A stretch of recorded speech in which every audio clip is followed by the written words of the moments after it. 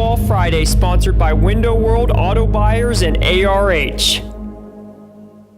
Here we go. Fabulous Football Friday Week 5 edition, and what a week it was. You know, the last couple of years covering high school football in this area, once you got to this point of the season, you kind of had a good idea of how a lot of these games were going to go. You understood which teams were clearly better than the other.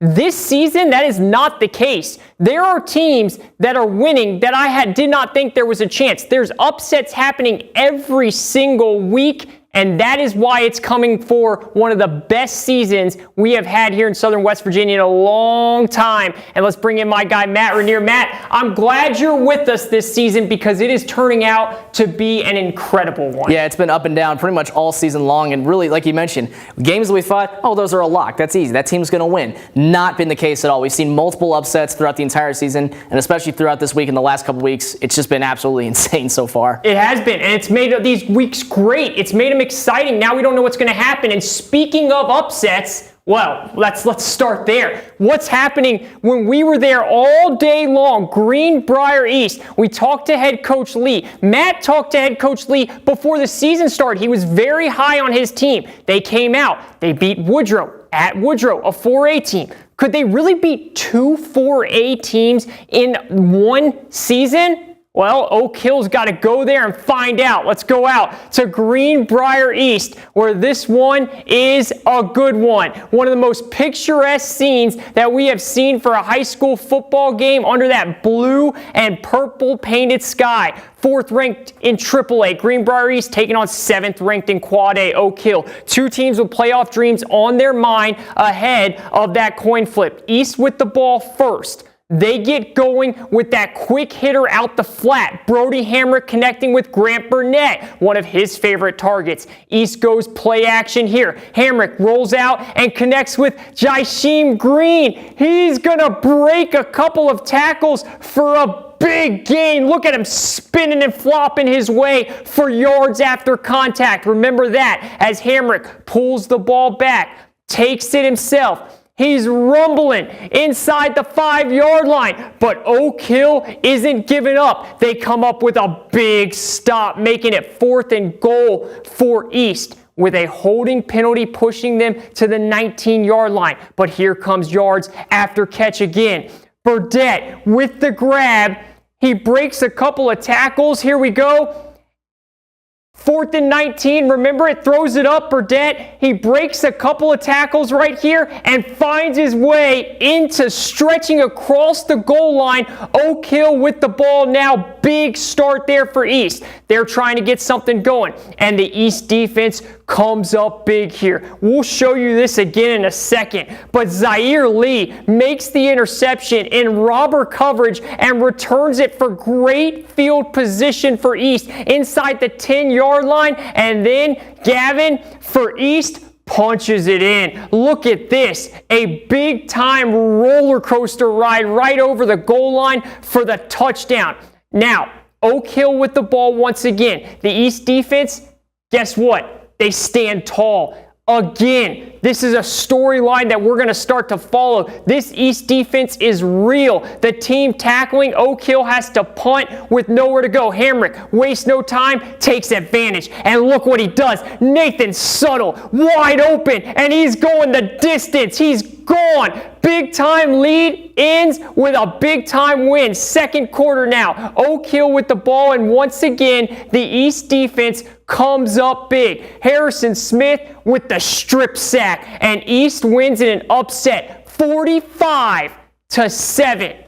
Wild game there in Greenbrier East. What a win that was for the Spartans. We showed you that one play and we said remember it. Let's show you why. Just incredible movement and really just IQ of football. Caleb, let's go full screen breakdown to show what it is.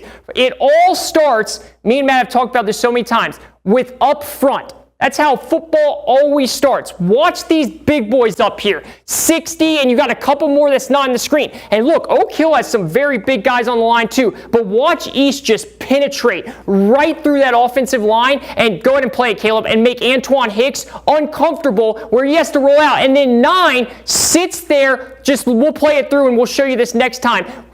sits there, doesn't move, and gets the pick. Now, we're going to show you it again when our news director, Micah Leith, puts his creative genes on it here and show you it one more time. Okay, it all starts with the push up front, right, which makes, stop it right there, Caleb, which makes Antoine Hicks have to roll out.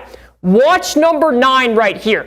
Everybody's going to roll out because Antoine Hicks is going to roll out, right?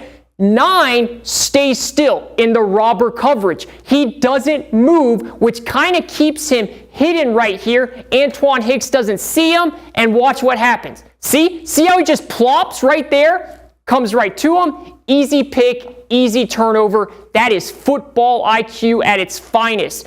Coach Ray Lee is coaching those boys up, and that's what's showing early with this East team. Matt, they have now gone on the road and beaten a 4A Woodrow team that's ranked in the top 10. They've now, at home, not just destroyed an Oak Hill team that is very, very good and has shown that to their opponents.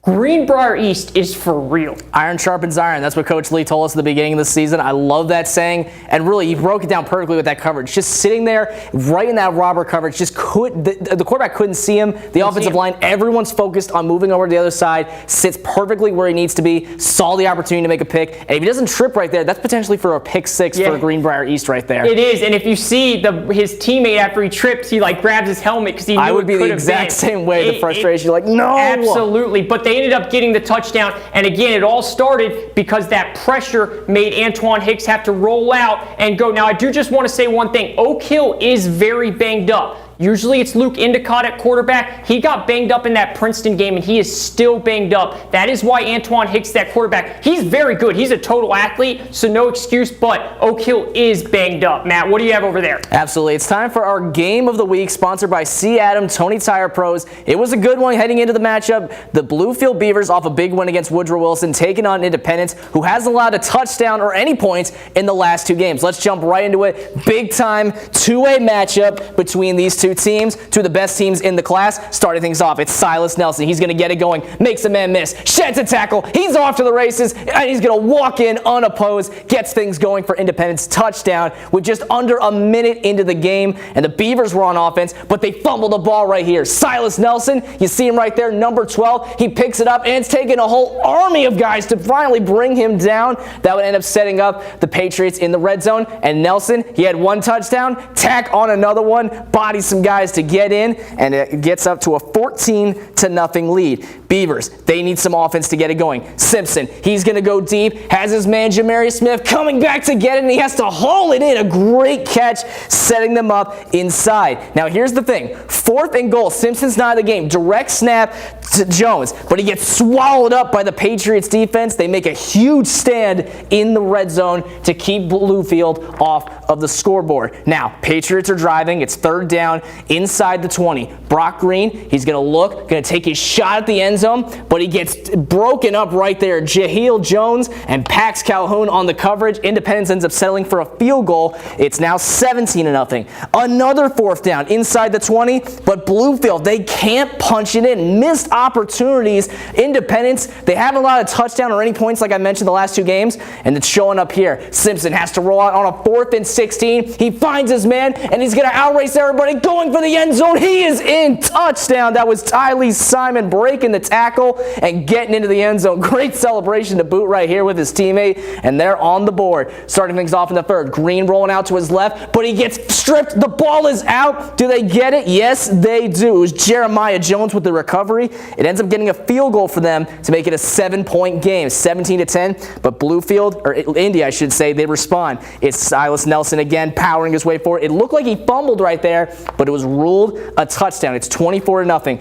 Bluefield going for it on 4th again, but it's broken up. Jason Laxton breaks it up, and the Patriots with a statement win, winning 31-10.